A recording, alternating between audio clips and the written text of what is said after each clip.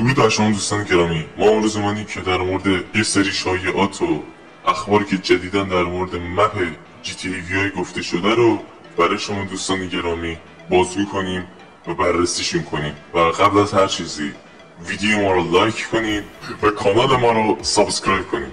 برو که رفتیم دوستان. این شایعات و اخبار در مورد این بودن که به غیر از ایالت لئونیدا که بر روی ایالت فلوریدای آمریکا ساخته شده و خود راکستار هم توی این تریلر GTA VI تاییدش کرده بوده که اسم این ایالت لئونیداست و مهمترین شهرش هم که وای سیتیه.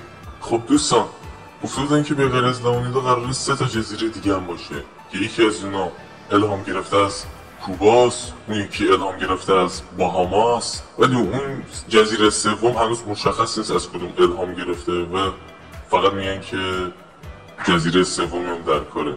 و اینکه دوستان این شایعه توسط افراد زیادی مطرح شده که یکی از این افراد چنل توییتریه به اسم GTA 6 کانستاونه و این شایعه در واقع این دوستان کلا اینو بخوام بگم، این که میگن حالا اون باهاما و اون جزیره سوم ولش کنیم فعلا، این کوبا که میگن بخشی از نقشه GTA VI هست و این شایعه در واقع شایعه جدیدی نیست و حتی ما قبل از تایید GTA VI توسط خود راکستار شاهد این شایعه بودیم که خیلی اینو مطرح کرده بودن که آره کوبا بخشی از، حالا کل کوبا که نه، حالا یه جزیره چیزی بخشی از در واقع نقشه GTA 6 قراره باشه رو.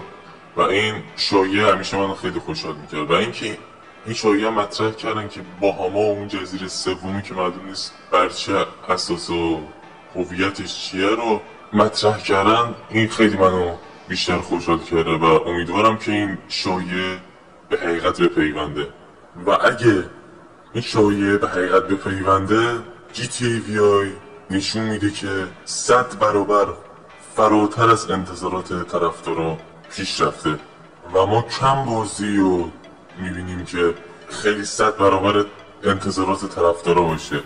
این خیلی نکته مثبتیه و حالا مطرح شده بود که توی این حالا یکی از این 3 تا جزیره تا اونجایی که من این خبر رو شنیدم شاهد شهرهای متنوعی تو این جزیره هم قراره باشیم.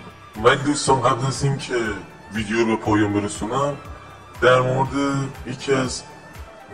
یکی از شایعات چرند میخواستم یه پاسخی بدم. قبلا هم میگفتن که GTA VI قراره حجمش 800 گیگ باشه اینا باشه. ببینین این شایعه چرت و پرته و خیلی غیر منطقیه. 800 گیگ خب یعنی چی؟ خیلی اصلا غیر منطقیه.